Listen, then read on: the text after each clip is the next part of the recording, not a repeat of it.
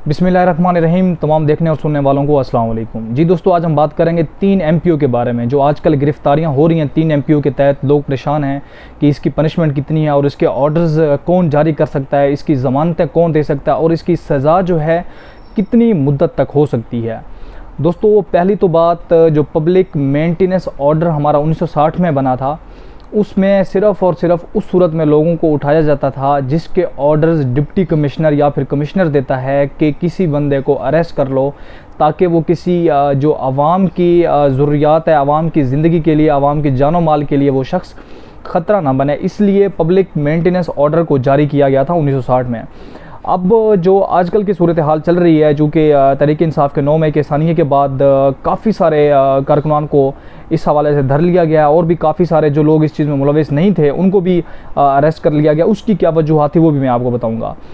दोस्तों, 3 MPO के तहत जितनी भी गिरफ्तारियां हो रही हैं उस सब के जो ऑर्डर्स हैं वो डिप्टी कमिश्नर मुतलका दे रहा है।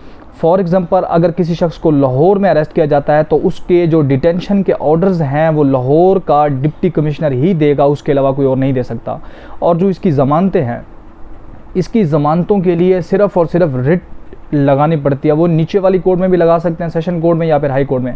अब सेशन कोर्ट में इसलिए लोग अमूमी तौर पर नहीं लगाते क्योंकि सेशन कोर्ट 99.5% इस चीज़ को रिजेक्ट कर देती है, इसलिए लोग प्रेफर करते हैं कि हम हाई कोर्ट में जाकर रिट करें। अब इसकी पनिशमेंट कितनी होती है? इसकी पनिशमेंट भी दोस्तों, जो डिप्टी कमिश्नर है वो अपने मुताबिक और उस शख्स के रोल के मुताबिक उसको सिर्फ नज़रबंद करता है, क्योंकि ये कोई FIR नहीं है, ना ही इसकी कोई सज़ा लिखी गई है कि कितने दिन के लिए नज़रबंद किया जाता है। अब काफ़ी सारे कारकुनान हैं। अब की रिसेंट में आपको ये सिचुएशन बता रहा हूँ कि अब तक काफ़ी सारे ऐसे वर्कर्स हैं जिनके खिलाफ 90 दिन के, मतलब 3 महीने के भी डिटेंशन ऑर्डर जारी हो चुके हैं। अब किसी को 15 दिन, किसी को 20 दिन, किसी को 30 दिन, ये मुख्तलिफ ये जो पावर्स हैं वो डिप्टी कमिश्नर के पास हैं कि किसको कितने अरसे के लिए मैंने डिटेंशन ऑर्डर में नज़रबंद रखना है। तो दोस्तों, इसका मैं आपको दूसरा पहलू ये भी बता दूँ कि 3 MPO कोई FIR नहीं होती, ना ही 3 MPO का कोई ट्रायल चलता है। 3 MPO में जो लोग सुनते हैं कि आइडेंटिफिकेशन परेड के लिए लोगों को 14 दिन के लिए भेजा गया है, वो आइडेंटिफिकेशन परेड पुलिस वाले, पहली तो बात है वो बहाना कर रहे हैं इस चीज़ का। आइडेंटिफिकेशन परेड इसलिए कर रहे हैं ताकि जो भी आइडेंटिफिकेशन परेड में जिन्होंने हमारी आर्मी के तनसीबात को जलाया या उनको नुकसान पहुँचाया, उस हवाले से उनकी शनाख्त की जा रही है। अगर कोई शख्स मुलविस है उसको 3 MPO से निकाल कर उसको FIR में मेंशन करना है, इसलिए आइडेंटिफिकेशन परेड चल रही है। और जो काफ़ी ज़्यादा जो पूछने वाला सवाल है वो ये आ रहा है कि हमारे ज़मानतें अब तक क्यों नहीं हो रही। दोस्तों, ज़मानतें इसलिए नहीं हो रही क्योंकि हालात इस टाइम तक काफ़ी सिचुएशन ख़राब है। उन लोगों को डिप्टी कमिश्नर की जानिब से उनको नज़रबंद कर दिया गया। अब उनको अदालत की जानिब से रिलीफ फ़िलहाल तक नहीं मिल सकता क्योंकि काफ़ी सारे लोग, क्योंकि FIR तो एक हुई है, उसमें मेंशन 60 लोग हुए हैं, 60 लोग हुए हुए हैं, ठीक है। अब इसी तरह जो डिटेंशन ऑर्डर है वो भी एक हुआ हुआ है, उसमें अरेस्ट जो है ना 200 आदमी हुए हुए हैं। इसलिए अगर उसमें से किसी एक को भी छोड़ा जाता है तो वो ऑटोमेटिक 200-150 बंदा जितने भी उस डिप्टी कमिश्नर के डिटेंशन ऑर्डर में होंगे वो सब के सब रिलीज़ हो जाएंगे।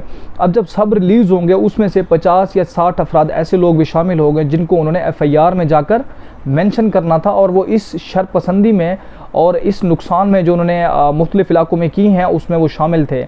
इसी वजह से किसी को ज़मानतें फ़िलहाल नहीं मिल रही, स्पेशली उन इलाकों में जैसे लाहौर में, मियांवाली में, रावलपिंडी में, गुजरात में, फैसलाबाद में, काफ़ी सारी इस तरह की जगह हैं वहाँ पे ज़मानतें नहीं मिल रही क्योंकि वहाँ हसास इदारों के उन्होंने तनसीबात को जलाया जिस वजह से ज़मानतें नहीं मिल रही। तो दोस्तों, ये था हमारा 3 MPO।